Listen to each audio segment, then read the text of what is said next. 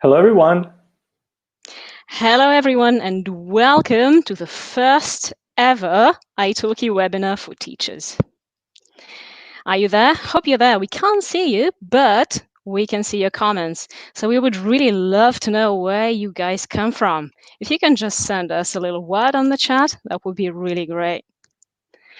Right, Stefano.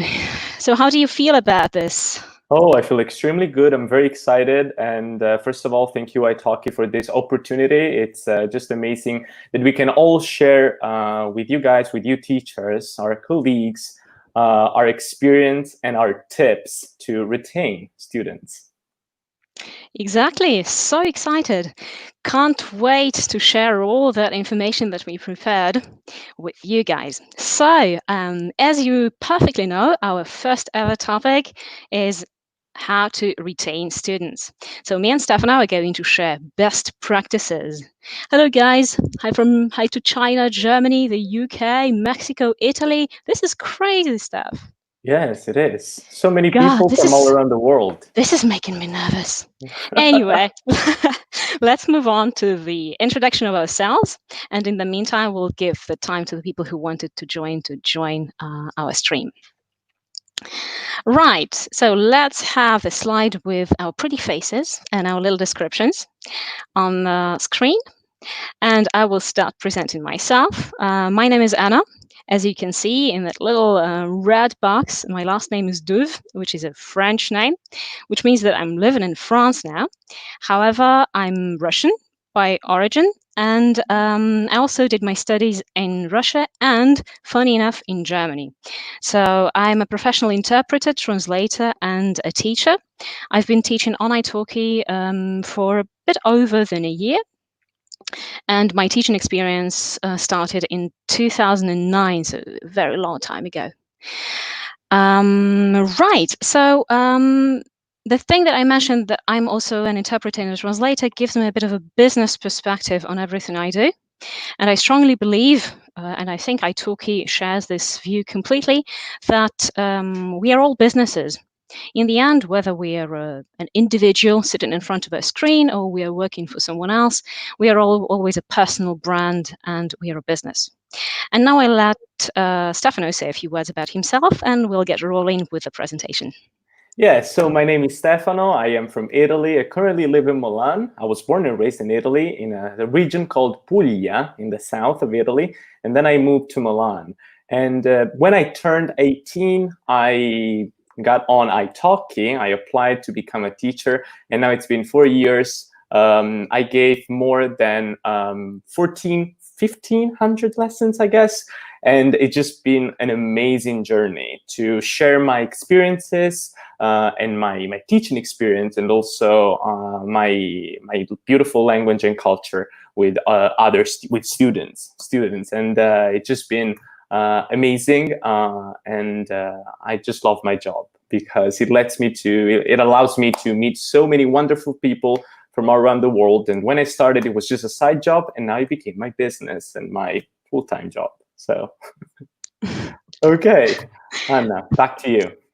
Right, so now you can see the structure of our presentation on your screens. And we divided our presentation into two logical parts, first part being mine and second part being Stefano's. And we're going to present the respective content when we get there. So let's move on with my part. And I'm going to talk about three main points. So first of all, I would like to discuss actually with you, not just talk to you, but discuss with you the pros and cons of student retention.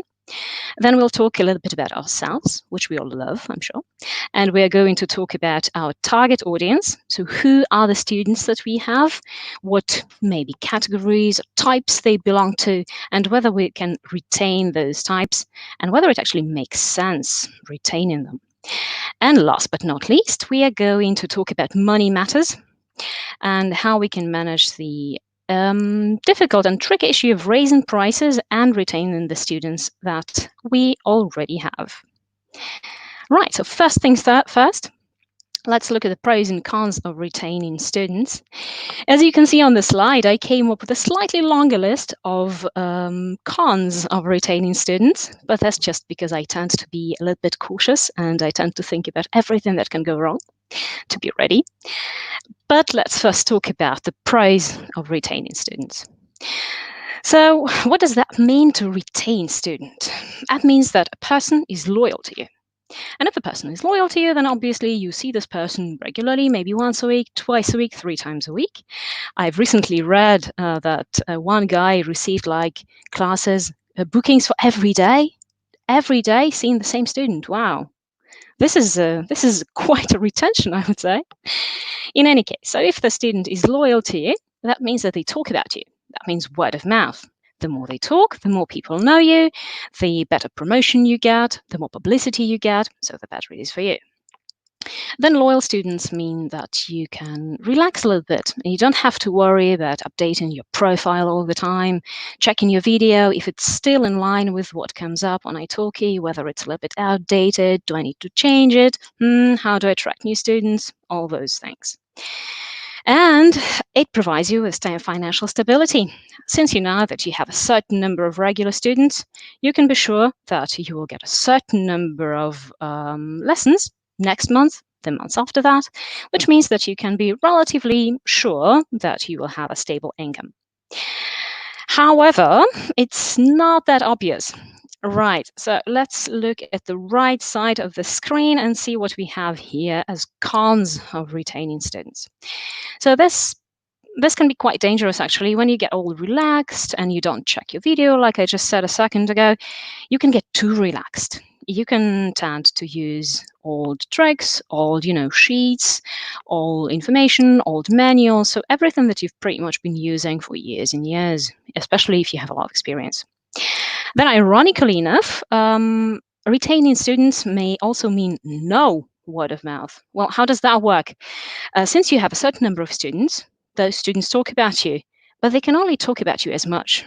So they talk about you to everyone they know, but then there are just no people left, so they can't talk about you anymore, which in its turn leads to unimpressive stats. Well, obviously they can write a review every time after they have a lesson with you, but that's still not as impressive as having many reviews from many different students, maybe in many different languages too. Also, I would like to touch upon the subject of money here. So as you might know, as you all perfectly know, we do not have an incentive on italki for retaining students, which is not a critique, and I'm perfectly fine with that. To be honest, I don't really need that. But technically speaking, it doesn't really matter whether we have 100 new students and 100 lessons with new students, or 1 student and 100 lessons with a new student. Anna, we have actually a very interesting question about Alicia. She's saying, is it better to have a long-term student or not? Well, this is a very general question, and I'm really glad that you asked that, Alicia, because I'm going to talk about different teacher types now. So depending on what type you belong to, it might be good for you to have long-term students, or it might be not so good as you might think. Right, so let's talk about teacher types now. And in my opinion, there are basically 2 teacher types. One type is teacher mentor, and the other one is teacher friend. So myself being a teacher mentor, I would characterize ourselves as a little bit conservative, maybe. I personally am more comfortable with having regular students. I prefer to stick to long-term plans, having coherent lessons, and having a solid link, so solid transition from one lesson to the other. And I also like to think that I use a comprehensive approach in my teaching. That means that I involve all aspects of a language into one lesson, if that's possible, obviously. That being speaking, listening, reading, writing. So all those things that are necessary to master a language. So for a teacher mentor, answering your question, Alicia, it is better to have a long-term student. However, from my experience as a learner, because I also learn Spanish on italki, and I've been doing that for quite a while, I've encountered that teacher friend type. This is a very interesting type of teachers, especially for me because I'm not one. I don't belong to this type. So these teachers are very comfortable with having new students. They generally prefer conversation classes, and they stick to an approach, every day is a new day kind of thing, when they like picking new topics. And whereas me as a teacher mentor, I would like to spend a few lessons dedicated to one particular subject, be it money or shopping or something like that, a teacher friend type can come up with a different topic each lesson, which might be cool for someone who likes that and not so cool for someone who prefers a more conservative approach. On the bright side, they like communicative approach. So they focus less on mistakes, and we all know how painful that can be for many learners when you focus on their mistakes a lot, and they encourage their students to speak. Right. Do we have any other questions there, Stefano, that we would like to answer right away? Yeah, we have a teacher that is saying that he's also a long-term student and have built up a great student-teacher relationship on italki. And I think that's actually one of your points, because if you have a long-term student, you're going to build up a relationship that is going to, make you retain the students for longer. Oh, Stefano, I know you're going to love this topic, speaking of student-teacher relationship, because I'm going to talk about student types in a second. Right. And there we'll see who you are, white butterfly. So what student type are you? So on the screen, you can see 4 different types. Don't bother to look at them in detail because we're going to talk about each group separately. I'm not saying that there are just 4 student types and that's all. There might be more. There might be combinations. You might belong to one type today and maybe a little bit to another type tomorrow. But I encounter these 4 so often, ever so often in my practice. However, I think that only 3 types of the student types that you can see on the screen can be retained and should be retained, to be honest. So let's look at them one by one. The first type, are old school learners. So those lovely guys who ask you for a list of words to learn. So I feel like a broken record a little bit when I have to say no. I cannot give you a list of words to learn because that basically does not work, as we all know. However, speaking of strategies to retain this student type, there is a way, and it's actually a very good type to retain, because what you can do here, you can suggest an alternative. You can give them a list of resources for self-learning, encourage them to ask questions about those resources. Also, very important point for old school learners, homework. Just imagine you're a schoolboy or a schoolgirl, especially if you're a good schoolboy or a good schoolgirl like I was. So I loved homework and I loved my homework being checked and I loved getting good notes for that. Right, second student type is achievers. So it might seem that they're a little bit similar to old school learners because they also want to know, what level am I? Have I improved since last week I saw you? So achievers is also a really good type to retain.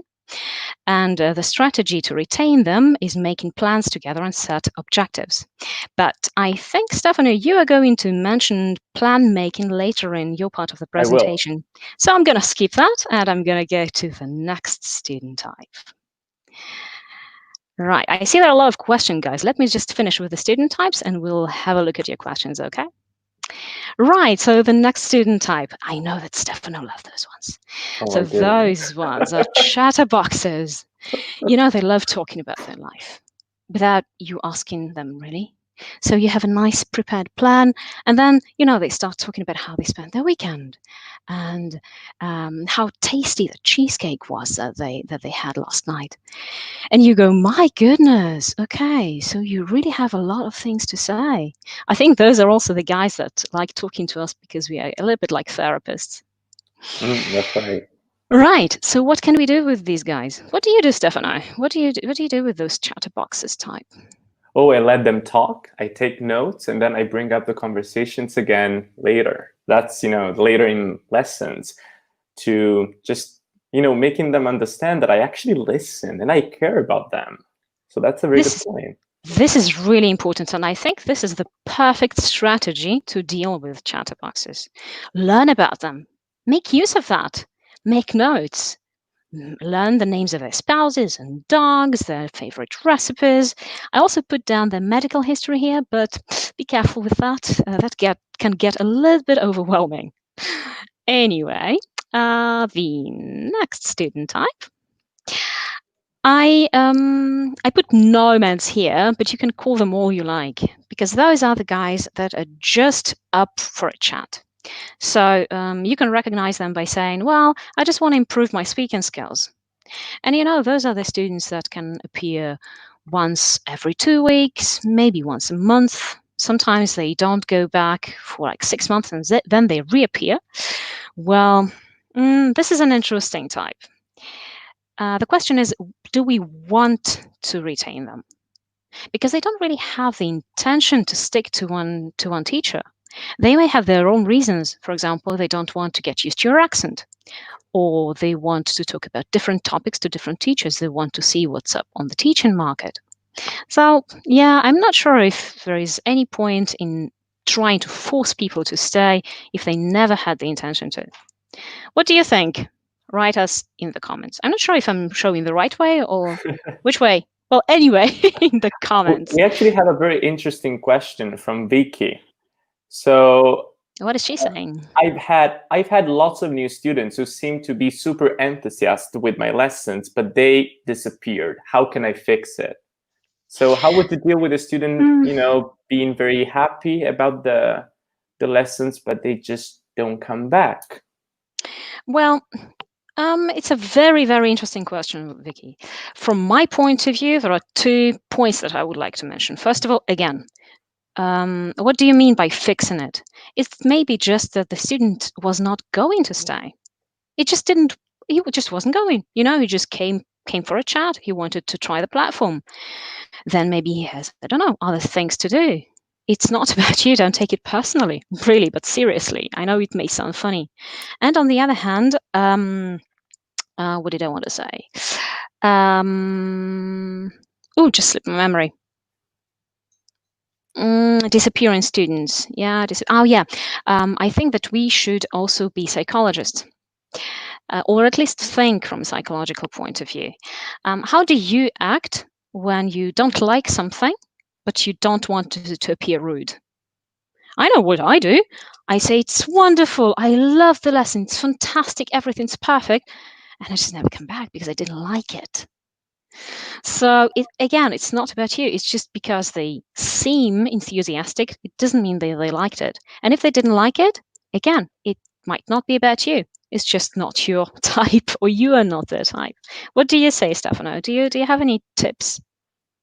Well, yeah, I actually completely agree with you. I think it just depends, on the student's intentions. So maybe they are really passionate about what they're doing, but they don't want to commit enough. Maybe that's also something to talk about. Maybe they just don't want to commit enough to, studying the language, or just continuing taking lessons with you. But that doesn't mean that you have a problem in retaining students if they they showed very enthusiastic about your lesson. So it really depends on the students. But we also have another question from Shireen, and she's saying, what is the best way to encourage students to talk and to get interested in further conversations?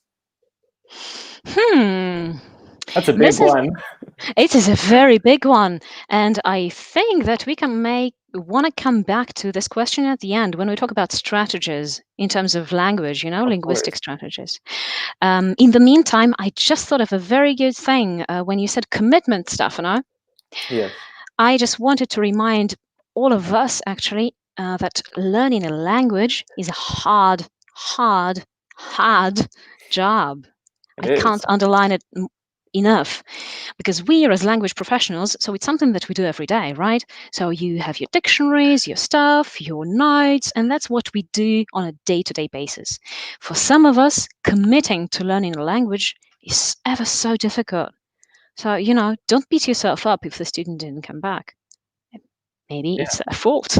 Maybe they just weren't committed enough to go back. Of course.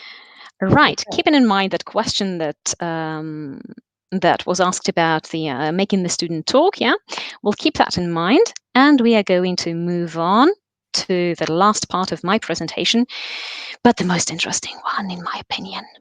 Right, money. Money, money, money. Like I said, we are all businesses. We are all businessmen and businesswomen. And let's be honest, our main objective, our main goal is to make money. Well, it's just fair, for many of us, for most of us, I think, italki is our main occupation, or teaching is our main occupation. So we do it maybe 4 hours a day, 5 hours a day. I've seen people on the group who do it like for 10 hours a day, every day. Oh, wow. Jesus, that's not like a full-time job. It's like more than that. More than Y- that, You yes. guys are really strong. So honestly, I respect you so much. In any case, so we all have bills to pay. We all have inflation. We all have economy recession. We all have COVID, and we all have partners losing jobs and whatnot. Kids going to school. So little by little, we want to increase our income, don't we? I do. Do you, Stefano? Yes. I mean, Yeah, basically. I mean, what kind of question is that, right? yeah, right. Yeah. Yeah, but how do we do that? Because we're also nice people. So we let's have a look at this case, right? So we have this lovely teacher here on the screen who preferred not to reveal his face.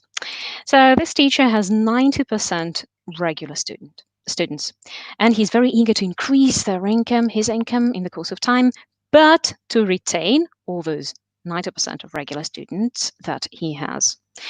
Well, what kind of scenarios can the situation follow? Scenario number one: best time ever, best scenario ever, the ideal one. So this teacher has learners with a stable income, a learner that may be maybe an adult learner or a child from a well-off family. And so the student is very understanding, his parents are very understanding and loyal, and they can afford paying maybe 10% more or 50% more for their language course. So the satisfaction level stays the same, everyone is happy. However, to increase the prices, you still need to do all those things that we all know about, like inform them in advance. Yeah, talk about it. So don't be shy to raise your prices in the night without telling anyone. It's not going to make you look good. Yeah, just make them aware of it in advance, and they will understand. They're adult people, they're grown-ups, they know that it's just bound to happen. And don't be shy. This is normal to want to earn more. But not every scenario is as positive. So we have scenario number two, where we have a learner in a difficult financial situation, but the learner is so nice and you are so nice, and he really wants to stay with you. So he goes, okay, that's getting a little bit expensive, but I'm still gonna scratch and I'm gonna pay 10, 50% more for my language course. Right, so as you can see, the satisfaction level is not exactly the same because the student is slightly upset or very upset because he has to lose money. What do we do in this case to retain this student?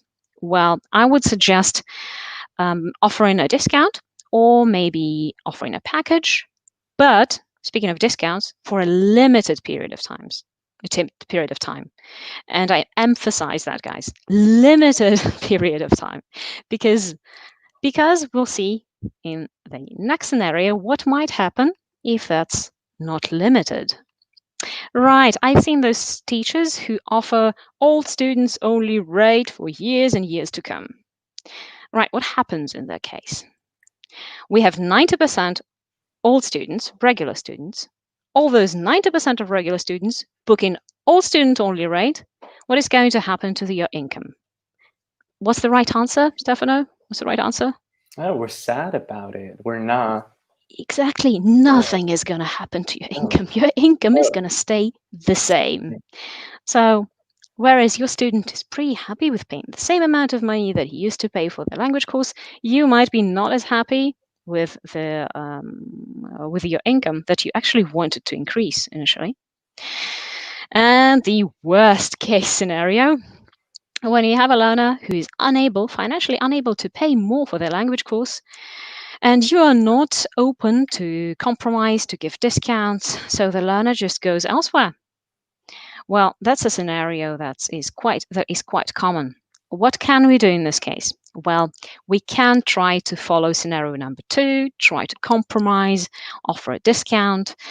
However, we need to be aware of the fact that the student will never be as happy with the situation because he's used to his old rate, so he knows it's in his head that the prices are going to go up, and in the end, he's going to be unhappy with those rates. And well, to be fair, this is not a very negative scenario. It is okay.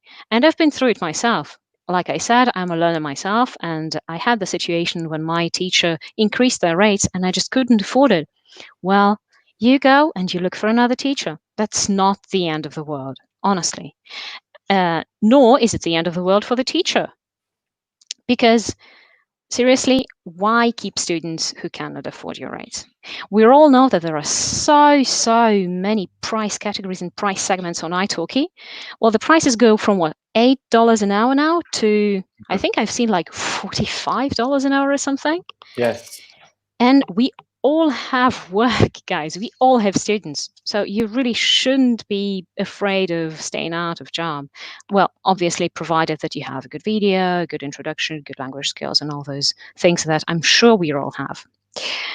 Well, I've been negative enough, and I want to propose my solution, which is pretty straightforward, just as simple as that.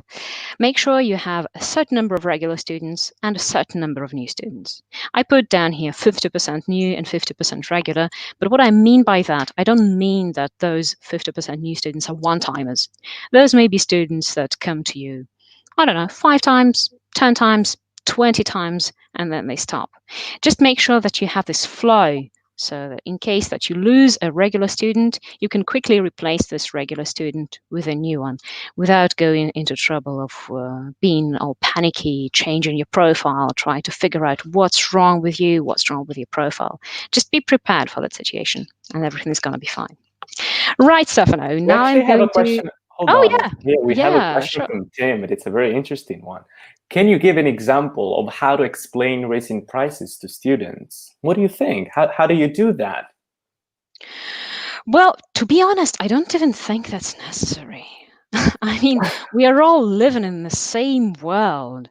We all go shopping every day. Well, maybe not every day. Some of us do, do go every day. We all see what happens to prices. We all watch news on TV. So I mean, everyone knows, don't you think? I think you know that oil prices go up, food prices go up. What else? Everything. What do you think? Well, I think it also depends, on how much you're raising your prices. Like if you're raising your prices for like $1 or $2, there's no need, because someone that could have, afforded your prices at maybe $10 now it can at 12. That's not that big of a deal. Of course, if you are doing a big increase, as I did when I switched from community tutor to professional teacher, then I informed my student about it. It was like, I think $4 or $5 increase. And some of them just went away because they were not able to afford my prices anymore. But that's fine. Now I have a different target audience. So I have different kinds of students that can actually pay my prices. But that's totally fine. It's not that bad to maybe, if you're particularly like, I don't know, sensitive like me, maybe, yeah, I miss some of my old students, but that's fine. Now I have many more that can actually, afford my prices, and that's totally fine. So don't be afraid, of raising your prices and losing your old students if you learn how to retain students effectively, because you will retain them no matter what. Now that I think about it, back when I started, I had some students, right, some regular students, but now I think my price has doubled. Well, obviously not at once, but gradually, and I do not have any of my regular students from back in the day, and that's so understandable. I mean, my price has doubled. How can you afford that? Obviously, you don't want to, and I understand them, and that's fair. Yeah, it's okay. I mean, it's no big problem. When the problem of retaining students comes to money, and maybe your regulars don't come back because you've increased your prices, I don't think that's a problem of retaining students. It's just a problem, but I would not even call it problem of like changing your audience. So if you Yeah. were attracted maybe before like teenagers or young people, like me, I'm 22, that if I had to choose a teacher on italki, maybe I will not pay my prices. I don't know, because I couldn't afford it. So you know what I'm saying. And most of my students are actually in their like 30s up to maybe 50s and 60s, but that's fine. So Yeah, I completely agree with you. Let's look at it. Let's look at changing our target audience as a challenge rather than it's something that's negative. Oh, look what Marilla is saying. Marilla yeah. was saying, Oh, it went away. Hold on a second. yeah. Oh, there you go. Oh, yes. So he's saying, I truly believe that if you're good and unique at what you do as a teacher, students won't abandon you easily. I had students leaving me for a period of time looking for new ones, but then returned. Yes, that's, I think That's a that's very very important. fair point. Yeah. Yeah. That's good for you. But then again, Murillo, have you raised prices? Right. Shall we Yeah. move on with the second part of our presentation, Stefano? Yes, of course, of Yeah. course. So yeah, thank you, Anna, for the beautiful presentation, all the insights you gave us. It was very inspiring, and Anna gave us a lot to think about. Right? Oh, Okay. come on. Just go. Just go. All Just right. continue. Thank Uh, you, though. So these are the main points of my part of the presentation. So the first thing I'm going to focus on is the trial lesson. So I think the trial lesson is a very good starting point, and we'll see why. Then we will talk about the identification of, the type of student that you have. I will see that from a different perspective than Anna, but still pretty interesting. It might help you guys. Then we'll talk about feedback, giving and receiving feedback. And finally, we'll talk about customer service. Okay, so let's start with a trial lesson. Now, a trial lesson is a good starting point. Why? Because if a student books a lesson with you, let's say that it's a trial lesson, but it might also be just a first lesson with any student. If the first lesson is bad, then you will not retain the students, because of course they're not going to book another lesson with you. So it's crucial that the first lesson with the student has to be perfect. So it has to be well planned. It has to be dynamic. It has to be fun. But most importantly, guys, it has to be informative. So, I'm just picturing right now a student scrolling down on the italki app, trying to find an Italian teacher. Then he finds my profile, he watches my video, and then that student is very happy and they want to book a lesson with me.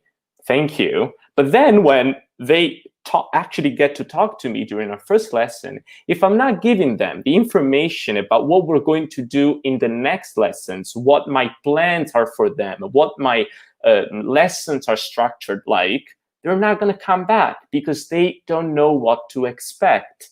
So I think it's a very, very good idea to actually let the student do the talking during the first lesson, but at the same time also telling them what your lessons are like. Maybe, I don't know, make a presentation about your courses and tell them what they can achieve with you. It's a very good way to make students return to you. Then it's also very important during a first lesson to listen and understand the student. Now, this might sound like a little bit, it's pretty normal. Of course, I will have to listen to my student, understand my student. But here I'm talking about something more subtle. I'm talking about, listening to what the student has to say, listening to the goals of the student, but also to the dreams. Listen to the dreams and understand the dreams, because that's what I think we need to focus on. So the ultimate goal of, learning a language is to maybe visit the country or maybe talk to the people in that language fluently, or maybe, I don't know, buy a house in the country. Like, for example, I've had some students that wanted to buy a house in Italy. That's a pretty big dream, but they needed to speak Italian first. So this is very important to focus on. You need to listen to your students' dreams and tell them that you can make those dreams come true if they book more lessons with you. Okay?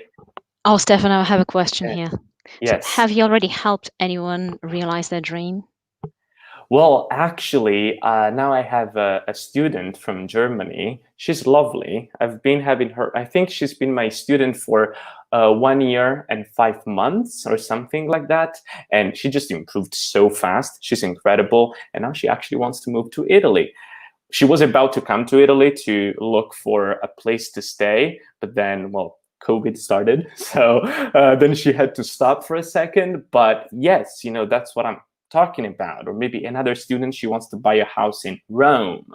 So, that's about dreaming. So people dream, and learning a language is also about dreams. This is And fantastic. Yeah, I agree with you. yeah, you need to make those dreams come true, but you need to let the student know that you can. Okay, play on that. Play on emotions, guys. Don't just play on the language itself. Play on emotions, because that's what a language is about. Okay? That's really psychological as well, huh? Yeah, it is, right? Right. Sorry to interrupt. Go ahead. No, it's okay. It's okay. So now something else is to make long-lasting plans. This is very important because the student needs to know what's coming next. We'll talk about the plans in a second, more in details. But something that I used to do at first, when I started on italki, is that a student, for example, bought a lesson with me, like a first or a trial lesson with me. I used to say things like, "Okay, so I hope you book another lesson, or well, if you want to see me again, maybe in the next lesson, we'll do that." Don't do that, guys. I think one of the best way to actually retain students and make them come back right from the first lesson is just saying, okay, in the upcoming lesson, in the next lesson, we'll do that. Because you're kind of like setting their mind to just, oh, okay, well, if I know what I'm doing in the next lesson, because he said that we're going to have an upcoming lesson, I'm going to book one. So maybe this is a little bit of a marketing strategy, but also say that, play on that, because I think it's a very good way to just make students come back. Okay? Speaking of business and marketing, Jacques, I guess, Jacques is asking a very interesting question. So is the trial lesson as a sales pitch? And I think the answer is yes, clearly. Totally. I think that first, when I started, I didn't see it that way. But then I just realized that, the trial lesson is basically everything. So if you just, it's, I think it's more like what I do in a trial lesson. It's 50% I let the students talk. I listen to the student. I understand what the student wants. It may be their goals and their dreams. And then 50% of the trial lesson, so basically 15 minutes, I do the talking. Because I'm convincing the student to buy a package, of course. That's what it's also about this. So there is no relationship at first. We will build up that. But first, we're just selling our product. And I think when you say I'm convincing the student, you don't mean that you actually literally tell him, please no, buy a package. No. How do you no. convince a student to buy a package? If you can share with us your little tips. Well, it's more about just telling them what they will achieve in this amount of time. That varies, of course. It depends on the first student, first language. It also depends on, for example, the background of the student, the level of the student, so many things. But when I get, for example, a first, like a total beginner, okay, that's very important to say, okay, so in 1 month, we'll do this. In 2 months, we'll do this. In 6 months, I'll get you speaking. So about that, if you give the student, that kind of information, they know what they know what to expect, and so they're just more prone to buy a package or another lesson with you, and that works. You're getting so many thumbs up for what you're saying, what you're talking about, Stefano. This is really cool. Thank you guys for all your positive comments. This is really, really nice and encouraging, motivating. Thank you. Okay. So let's, if there are no more questions, we can move to the next slide. I think we can move on, yeah, because yes. we're going to talk about making plans, and that's going to be interesting for everyone, I'm sure. Of course. So just one little thing is that, the first lesson has to be about what can I help you with? So ask the student, what can you do for the student? How can you help them? Okay, this is what it is about. Okay, so now identifying the type of student and make and then make plans. It's very important to keep the students. As I said just a second ago, I was talking about this, like in 1 month we'll do that, in 2 months we'll do that, in 6 months I'll get you speaking and stuff like that. So of course it depends on the level of the student. Now Anna focused more on actually the type of person, the personality of the student. I will focus more on the level of the student. Just a different perspective, but still good to mention. So if I get a student, for example, let's say an advanced student, and a student that knows the grammar of the language, knows how to use the language, but just wants to speak, wants conversation classes, don't relax too much. Still tell the student, okay, we will use this material to start conversations. We will maybe use writing prompts. You'll write a little something, and then we'll talk about it. Or we'll watch videos. We'll read articles, and then talk about it. Now, I'm not gonna give you, any insights on also like teaching practices, because I'm sure you all have different teaching methods. But at the same time, it's very important that even the very advanced student that just wants to have conversation with you, just let them know, how can you help? Okay, so if I get a very advanced student, for example, and I have some of them, I'm not just going to talk about their last vacation, for example, because of course they're going to be able to talk about that. That's too easy. But if you want them to take their language to the next level, you need to do maybe something more challenging. And usually telling that to advanced students, oh, they will love that. They love challenges usually, okay? But again, just make plans. Then sometimes you might get a total beginner. Same thing. You can say that your course for beginners is structured like that. This is the material we're going to use. This is maybe the app you need, or this is the book that I will use with you, or these are the activities that we will do. And then also set milestones. Like, okay, 1 month we should be able to do that. In 2 months, that. In 6 months, that. So that the students just feel so motivated about starting the language journey with you.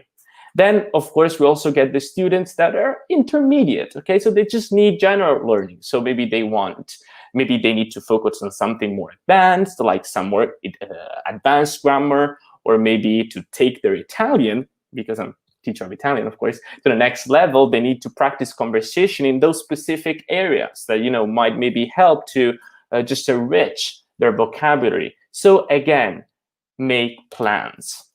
And then at the end, we get the, what should I do, students? They don't know their level, okay? They don't know what to do at all. Maybe they're a bit lazy, okay? That's why they don't know what to do. And they come to you because they want plans. That's what they want.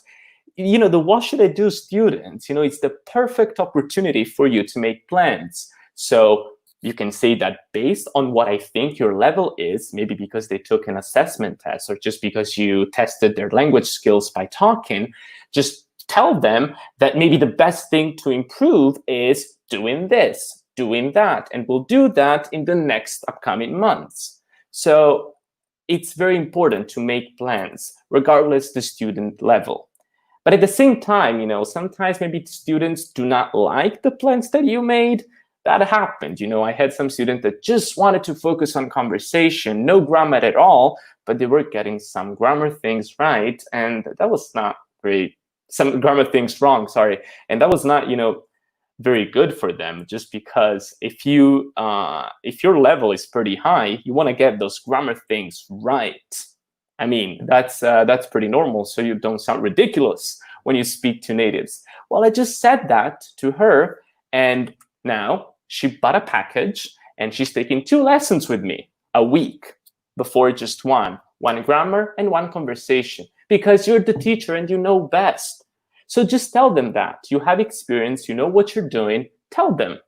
And I think that in most of the cases, they will totally listen to you, and they will be also pretty happy about that.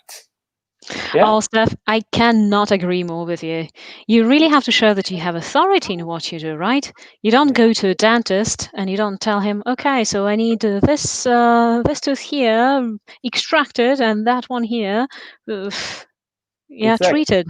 So you are just as a professional as that doctor, right? So they should trust you. And you're right about that, they do. They really do, don't they? And adults, especially adults who think that they know better, and they and then after a few lessons they realize that they actually know nothing about what you do about the language. Yeah, exactly. And if they don't like it, I mean, they're just going to go somewhere else. It's fine, because we also need to find students that are actually compatible with us. I mean, that's fine. We Yeah. you know, Do you want to take a question in between, or do you want to go further? Of Right, course. because we had Okay. quite a few interesting questions. Well, the first one that caught my attention was a question by Ant Hansen, Okay. who was asking what you do before. What do you typically say before the first lesson when you reply with a message after their first lesson request? So this is taking a little step back, but do you want to take that one? Well, yes, I think that's actually very, very important. So whenever a student books a lesson with me, the first thing that I do is send them a message on italki, on the italki chat, and just so asking that if they haven't, used the contact form, because sometimes the students already contact us and maybe they are already giving us some information about their level, what they want, and so on. So it depends, but yes, I send them, just a welcoming message. So thank you very much for booking a lesson with me. Can't wait to see you soon in class. And then if you don't have any information about the student, you might ask, for example, what their level is. And if they are not total beginners, I usually get, most of my students are actually total beginners. They used to be, now they're improving. But the idea is that most of the requests that I get are from total beginners. So I don't do anything particular in that case, but I just say that in the trial lesson, I'm going to explain more what we will do together. Then if I get an intermediate student, I ask them to take a little assessment test before the lesson so that I am well prepared to make a plan and tell them what the plan is during the first lesson. So would you agree that before message and before the first contact, before the lesson, is already part of our customer service? Oh, yes, it is. Totally. But just say to the person, ciao, hello, welcome, thank you for booking a lesson with me. That's very nice. When you buy a product online, you get an email saying, oh, thank you. And then that's what we should do as well. Students will like it. Totally agree. Another little question, and we move on. Yes. Because you guys are asking really interesting questions. I just can't wait to listen what Stefano has to say to it. So the question was by, I don't know how to pronounce your name, Linus Bolson. Exactly. To what extent would you let the student determine the content of the class? Okay, should I answer honestly? Please do. None. Like so it depends. If if the student is very advanced, okay, and they're like, okay, I don't know subjunctive in Italian, or I'm struggling a little bit with it, can we cover that in class? For sure. But if I get an intermediate student, I know exactly what they need. So I think it depends, but usually, I have a very detailed and structured course for any level. So it depends on the level of the student. If the student is advanced, that makes sense, because we can do more of like random classes. Like you don't need to be prepared about any single class. Yes, you always need to have like backup material so that you can use in class. But if that day the student just wants to go more in details about a specific grammar topic or a specific, conversation topic, that's fine. But if I get a beginner student, no way. I know what I'm doing. That's it. May I just add one little thing here? Of course. So I would ask them, so what do you want to cover, or what would you prefer to focus on? However, I know that in the end, it's going to be me who decides. And it's part of your strategy because you want to know what they want to do, but well, in most cases they don't know what they want to do, and even if they do, they don't exactly know how to do that. So Okay. you can use that, you can tweak that, and you can build it into your lesson plan that you originally prepared yourself. But would you say anyway that this also depends on the level of the student? Like you will not take advices from a beginner. That's what I'm saying. Oh, certainly, but I will still ask. Okay, you would still no. That's actually interesting. I don't No, do I that. mean, if it's a complete beginner, obviously not. But if it's a person with a little bit of knowledge, then I would still ask to make them feel like I care. Well, I do care, obviously. Oh, that's interesting. That's interesting. Yeah. Right. Shall we move on, and then we'll get Yes. back to your questions, guys? Yes. Okay. So now give and receive feedback. This is very, very important, guys. So Anna mentioned this as well in their part of the in her part of the presentation, but this is so important that I just want to say this again. Tell the student the progress they are making. And this was about the achievers, right, Anna? So that's where you made that example of the student type. You were talking about the achievers. Exactly, Stefano. Yeah. You have been very attentive. I'm sure you're good at languages. So tell the student the progress they're making. So for example, if they're getting now something right that they used to get wrong all the time, just tell them maybe the pronunciation they improved, or maybe you're speaking a little bit faster and they can still understand you, so maybe also their understanding skills improved. So this actually, is telling them what progress they're making is going to, of course, give them a motivational boost, because they're going to feel so motivated. Oh my God, yes, I'm doing this. I'm putting so much effort in the language I'm learning, and I'm actually seeing results. Also because it's very hard, especially for beginners, to see results, because they don't really know what they're doing right or wrong. So that's why you're there to tell them. But at the same time, not only the student is going to be satisfied about your lessons because they're going to see some results because you're telling them, but also they're going to stick with you, and they're going to book more lessons and more packages with you. Well, because they're seeing progresses, they're making progresses with you, so why drop you? No, there's no way. There's no reason for that. So they will just continue keeping lessons with you, taking lessons with you, because they are seeing results. And on the other hand, though, sometimes students maybe they're doing something wrong, and that's totally fine. Not all students are perfect and they learn like that. Some students struggle a bit. That's fine. But, I think that it's very important with them to be honest, giving them feedback and just say, hey, I think that maybe you're doing something wrong. Maybe you are not studying in between classes. You're not revising new words. You're not putting much effort in it. So some teachers might be afraid of telling that to the student because maybe they don't want, to lose the student. But I think that's not our job. We need to be honest, okay? The students are actually paying for a service, and the ultimate goal of this service is getting better at the language they're speaking.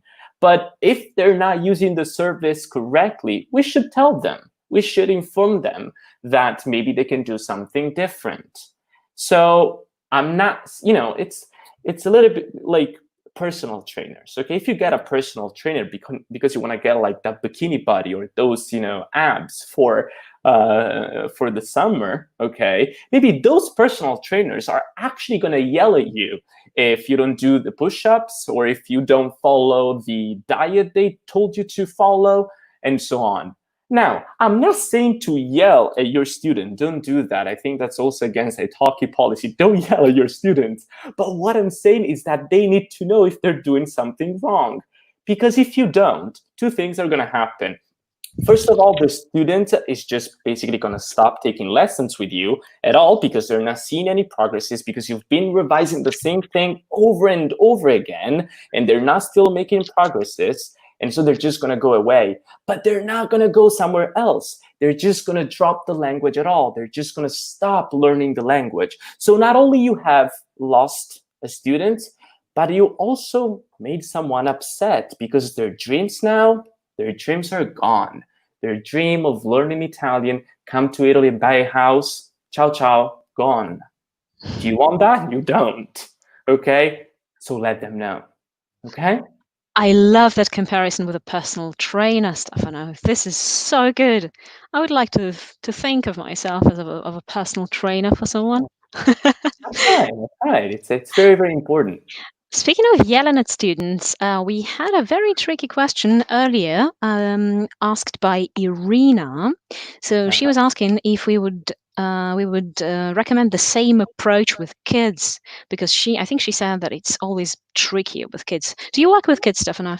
I don't actually. I've never taught kids. So I don't. Do you teach kids? No, I don't. Oh, We're not the right people to answer this And question. I think that's exactly because it's trickier. I find that everything is different with kids. Well, I don't really find it because I don't do it, but Mhm. I would assume that it's so different, and I wouldn't say that it's the same system of making plans and setting objective with kids, because it's just not going to work that way. No, it's completely different. You need to get very creative. I actually have talked to some, colleagues on italki that they teach kids and they have all like these puppets and drawings things. And it's very fun. I would not do that just because I'm not qualified to teach kids. I think there are very interesting strategies to teach kids. But yeah, I would not yell at a student. I would not yell at a kid either, but I don't know. So I think that's a fantastic question, Arena, and I also think that it's a great topic for one of our next webinars. Maybe not ours because we have no experience, but of an I would italki watch it webinar. though. I would watch it though. Yeah, Totally. definitely. I would love to. I mean, I love kids. I, Hmm. but Do you want to take another question before we move on? oh yeah, sure. Right. Lao Lao Gui. I guess. I'm sorry that I mispronounced your name, guys. Exactly. What system do you use to record student information, background, goals, and lessons given? I'll answer myself. I don't have a system for now, and I would really love to have one because it's just ever so important, especially when you have many students. Do you have any tips here, Stefan? Yes. I don't know if you know, but there's a fantastic app called Trello. Beautiful. Speaking of business. Oh, Trello is just a fantastic app. I keep track of. So basically, when the student took the lesson, so basically I have the Trello boards for basically each lesson with the student, and then what we did in class, what we were supposed to do, and maybe we didn't. So I move it to the next lesson. So everything is keeping track. I use Google Drive also for the documents with the students. Google Doc for like new words, chat. I use lots of software. But I started implementing all of this just 2 years ago, 1 year ago, 1 year ago, actually. I stepped up my italki game just 1 year ago. It's Trello, Teresi. Jacques also mentioned it above. Trello. Trello, Do you know yeah. if it's free stuff? It is free, yes. It is Oh, free. okay, Yeah, totally. it's fantastic. Okay, thank you for the question. Yeah. Okay, so shall I move on? I think we should, and then I have a couple of other juicy questions for later. Oh, can't wait. Okay, so something that is also very important, maybe this is important, especially important for new teachers on the platform, is receiving feedback from the students. So just ask the student, are you enjoying my lesson? What do you think about my lessons? What can I improve? Is there something that I can do best or maybe more? Maybe am I focusing too much on something and would you like me to focus on something else? Now, I don't do that anymore, but I've been teaching on italki for 4 years, so I exactly know what to do. But asking actually your students just one question, I mean, don't just spend too much time talking about it, but just, are you enjoying my lessons? Is a very, very good way to just understand if your students are actually liking the question and just to see how you can improve. Because without my students' feedback and without my experience, totally, I would not be here. So I'm here also because of my students, not just because of myself, but because of my students that booked lesson with me and helped me grow. Okay? Okay. And now last bit of the presentation, last line. And this is one of the things that I care the most about is customer service. You need to make your students feel taken care of. So this is very important. You need to be professional. Okay, I'm kind of like agree with Anna on the teacher mentor type. That's what I feel I am. I'm not, my students are not actually my friends, but at the same time, don't forget that they're just people. Okay. And it's way different because we're teaching online. Teaching online is way different than teaching in person because we've got a screen separating us. And this is a big thing. So how do you overcome this? How do you overcome the screen? Maybe you're giving lessons to someone that is on the other, just part of the world. How do you overcome that? Well, you need to make them feel taken care of. And I would like to tell just a very brief story about what happened to me 3 months ago. So 3 months ago, what happened is that I had a very, high amount of requests because of everything that happened. It was unusual. I mean, higher than normal. And since I wanted to give lessons to my regulars, but all the slots were, filling up very quickly, I told my regulars to actually book lessons in advance for the month of April, I guess, so they could just reserve their spots. And when I told that to one of my students, she's just a wonderful lady. She's 69, and her Italian, wow, is perfect. She's very passionate about Italy and Italian. I taught her for 2 years right now, so it's just incredible.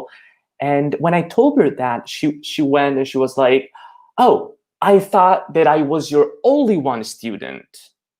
So now, of course, she was joking. She knew that I had many more students, but the idea is that she felt special. And you actually have to make your students feel special. Like, they are the only student you have. And how do you do that? Well, smile, be happy, send them like messages, even out of class, not to chat. But for example, if you know that in 2 days it's going to be your student's birthday, so that's why, actually, a side note, on the first lesson, I always ask my students when their birthday is, so then I can send you, if they're still with me, of course, I can send you a happy birthday wish. So, those very little things. Or for example, one of my students, her cat died. So she told me because she had to cancel a lesson. And then after a few days, I sent her emails by saying, "How are you?" So, all those little things, also this social, this out of class interaction is just going to make the students feel, that you actually take care of them. So do that. It's very, very important. This is one of the best way to retain students. Take care of them. Stefano, you're going to make us all cry at the end of this webinar. What are you doing? With their No cats way. dying. I actually had that as well. I think every student has a cat who died at some point. Yes, that's very sad. Still, we're there to help anyway. Yeah, right. So, do you have any last notes Uh, I don't know. I would just say before we that, get to questions? Yeah. yeah, we can get to questions, but do your best, guys. I think that experience is going to help, and with time, you will get better at retaining students, or maybe you are now as well. But it's all about just how to approach the students, and we talked extensively about that. And so, if you have any more questions, we would be very happy to answer. I wrote down a few questions that I really liked. First of all, what do you do when students think they are of a higher level in language than they are? I think it was Hicham who asked that, if we can Mhm. find that question. So yeah, if they think that they have a higher level than they actually have, what do you do in that case? Do you convince them that they are not? How do you approach that? Well, I think it's very simple. When they make like a mistake, I would say something like, would correct the mistake. Then they will realize that maybe sometimes they just move on. And I say, "Hey, hold on a second. That mistake is a pretty big mistake. I teach that, like after a few weeks with my students. Why don't you know that? Do you remember that? Don't you?" And maybe they say, "Oh, no, I don't remember that. Oh, is that maybe important?" And then we just go over that topic, we fix the problem, and we move on. Okay. So sometimes students feel that they have a higher level. That's totally fine. I actually don't have a lot of those students. I did maybe in the past, but that's fine. It's not a problem. Just let them know that they still need to improve in some particular maybe fields of the language, and you'll be fine, I guess. What would you do, Anna? Well, I completely agree with you. I just want to add one thing, that it takes a few lessons. So it's kind of I don't know, it's kind of a nice breaker that you need to go through that. So normally, even if they believe that they have a higher level than they are, you don't have to tell them no straight away. You don't have to tell them, "Oh no, who told you you're a C1? Of course not." Don't say Obviously, that. you don't say that. But in a matter of a few lessons, they will realize, they will notice that you correct them. They will notice that they're lacking words. So I think that's a natural process that is bound to happen if the student sticks around, obviously. Yeah. Right. Another question that Vivian asked earlier. If you have any advice for 2 or more student classes, do you have those? Do you have group classes or I do. pairs? Yeah. Yeah, I have this beautiful couple from England. Okay, the two, I think they're like 27 or something, so they're very young. And yes, but they live together, so it's much easier. Like speaking of, technology and stuff like Hmm. that, because they live together. But yes, I do have group classes. My group classes, what they have more than normal classes is just that since we're 3 people, conversation prompts and exercises are so much fun because I can also, make them talk to each other. So yes, but I think it would not change much, I would Hmm. say. And it's not very common on italki, honestly. I only had these two, but that's it. And Jean is asking us what platform we use for group classes. What do you Zoom. use? I use Zoom. Zoom. Yeah. Okay. What do you use? I don't have group classes at the moment. I used to have them when I was teaching offline, which was a long time ago. And I generally find that, well, a group class is okay. One-to-one is okay. However, when you have 2 students, it might be tricky because you want to focus on each of them, and there is always a little difference of levels. So mm, you will have to come up with one plan for 2, I would say, because you Yes. just can't do it differently. But then at some point, you will have to bring them. Well, I think that your first goal would be to bring them to more or less the same level. And then from that point onwards, you can already build a curriculum that is suitable for both of them. They didn't speak a word of Italian before, so it's been pretty Oh, easy for me because that's it's better always the together. best. No, those beginners that have never spoken a word of Italian, they're Yeah. fantastic. Oh, Stefano, Nicola said that it's creepy to ask about their birthdays during the first class. Wait, what? What What's can you? Oh, the She said it. birthday? Yeah, she said it's so creepy. Well, no, it depends. Usually, well, if I get a total beginner, come on, guys.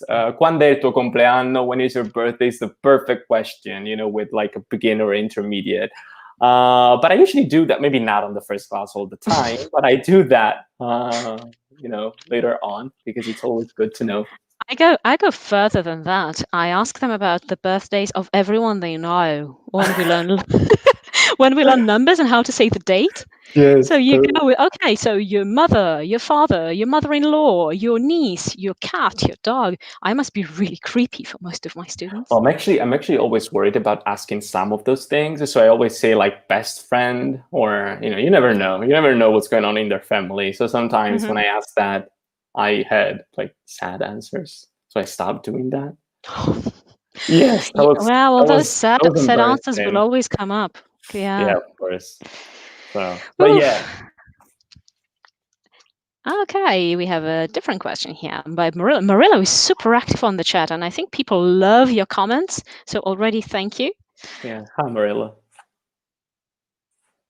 Okay, I'm gonna. Can you? So, Shall we yeah, read the question? Yeah, let's just yeah. read the How do you question. deal with the people who learn the language in an unorganized way for many years and can seem to get rid of the broken language level? The Tarzan speaking, but they are eager to improve. Oh my goodness, this is the worst. The worst. It's hard work. um, It's hard work because you don't yeah, know where I to agree. start from. Like making. So I love making plans, but when it comes to making plans with them, oh, it's a nightmare. But it's fine. I like the challenge. Okay, like for example, I struggle so much in creating a plan for students who've been learning the language on like for maybe a year or 6 months on apps such as Duolingo or stuff like that. Hmm.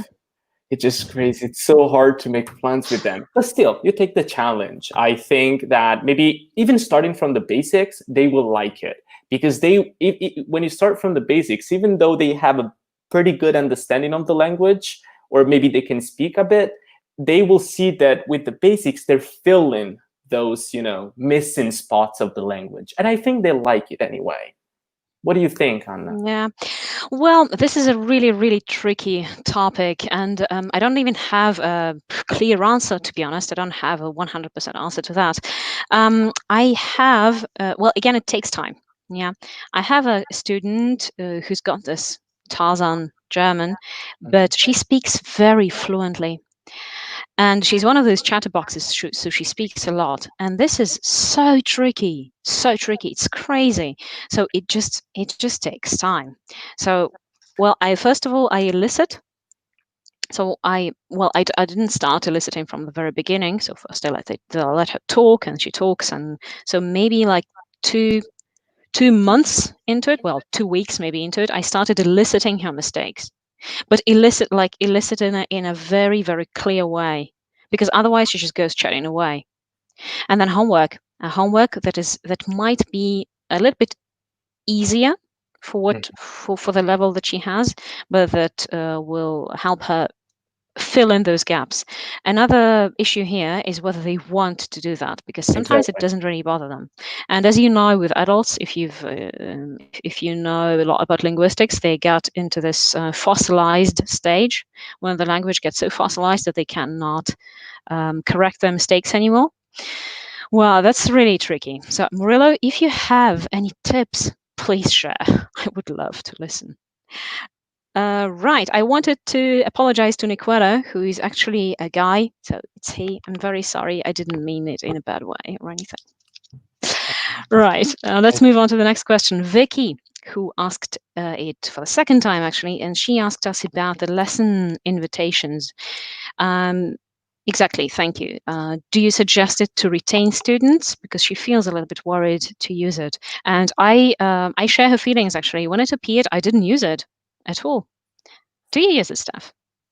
Well, I mean, I don't, just because most of my students book a month in advance. So they just buy a package and book the whole month. So I have all June booked already. So Mm-hmm. using a lesson invitation is not that big of a deal. But if a new student comes to me and maybe there's no time slot available, which is very likely to happen, I can totally use it. But I would do that, with the consent of the student first. So just suggest it maybe as kind of a just an invitation, in the sense of, I want to book a class, you don't have a time slot. Okay, I'll do a lesson invitation for you.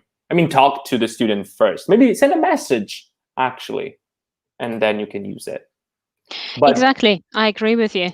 I wouldn't say I use it as part of my retention strategy, but I do use it with my regular students. It also depends on how available you are. Like I said, I have another job, so I teach 50% of my time and I interpret 50% of my time.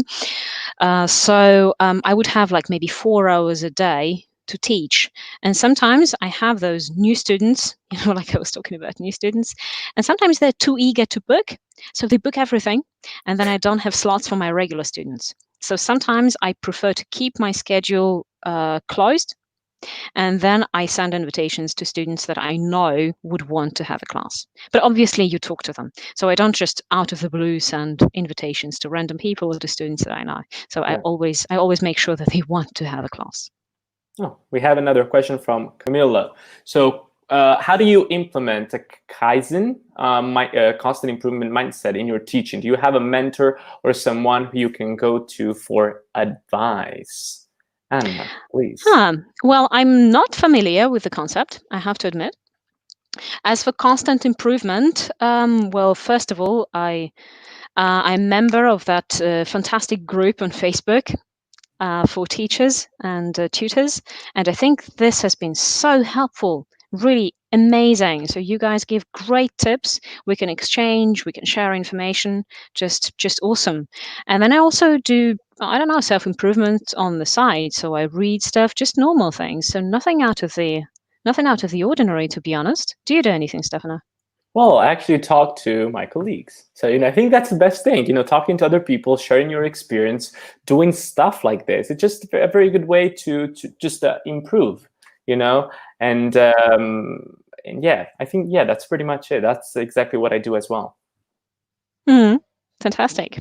Yeah. Right. The guys are asking about the Facebook group. Well, since it's not official, I don't know if we can actually mention that, but you can pretty much search it. Just search on Facebook and you'll find the group the group for teachers and tutors. Right. I hope they cut it out if I'm not allowed to say that. But this is a really helpful group. And since it's not official, I'm pretty sure we can use it, right? Good. Do you have any other questions that you would like to answer, Stefano? Yeah, I'm scrolling through the question. Let's see. 45-minute lessons. Oh, I know the trick that I learned from you, Stefano, when you so you offer 60-minute lessons, but you have a little asterisk saying that your lessons are actually 55 minutes long. And I love that so much, because when you do them one after the other, it's just killing you. So I think this is a really good tip if you want to offer 60-minute lessons. But what do you think about 45-minute lessons? Do we want to answer the question first and then go back to the 45 minutes thing? Okay, let's answer Raj's question, and then we'll go back to you, Benjamin. So let's say a student needs a professional teacher as per his requirements, but he chose you and you are a community tutor. How to tell them they will not be a good teacher for them? Oh, fantastic. That's a great question. I get those. Well, not those that type of questions, because I'm a professional teacher, but I clearly get requests from students whom I cannot help. Sometimes they want to have 5 classes per week, and I cannot do that. Sometimes they want something that I don't offer, like IELTS or any other sort of exam that I don't offer. Pretty straightforward. I'm very honest, and I do not accept their lesson requests because I don't think it's fair.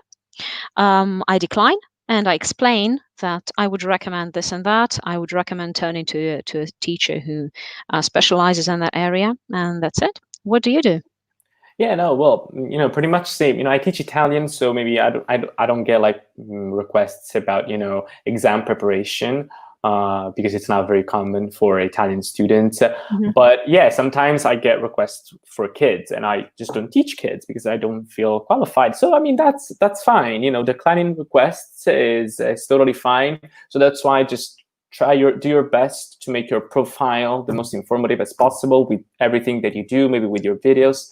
And then also send a message to the student when they book, so they can tell you a little bit more about you, and then you can understand what they want. And if it's not a good fit, you can decline. Right. So one last question, and I think that question was about the 45-minute lessons. We'll answer that, and then unfortunately we'll have to wrap up, guys. Okay. So 45 minutes. 45 minutes.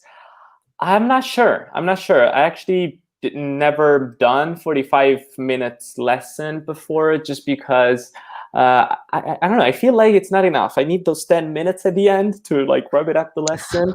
So I either do like 30 minutes. Okay, I used to do 30 minutes for like conversation, for like chat. I don't get 30 minutes lessons anymore, actually.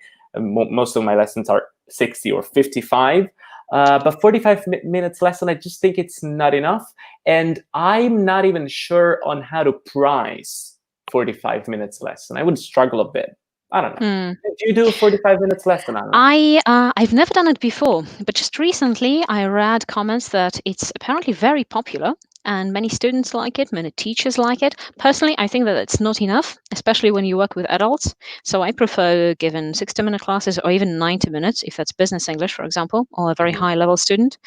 And I agree with you. I would struggle a little bit with pricing it, because it does feel like you're losing those 15 minutes. But I think I'm going to give it a go, because everyone says it's great. So I'm going to give it a go, see how it works. Maybe I will love it. I don't know, but in terms of pricing. Yeah, pricing. Yes, pricing also. Yeah.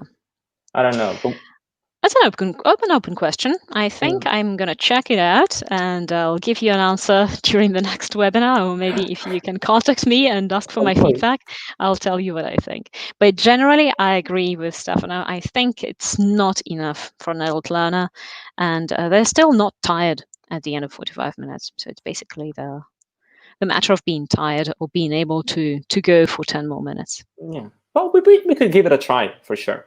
Yeah, right. So unfortunately, we have to wrap it up. First of all, I would like to give a huge thank you to our behind the curtain support.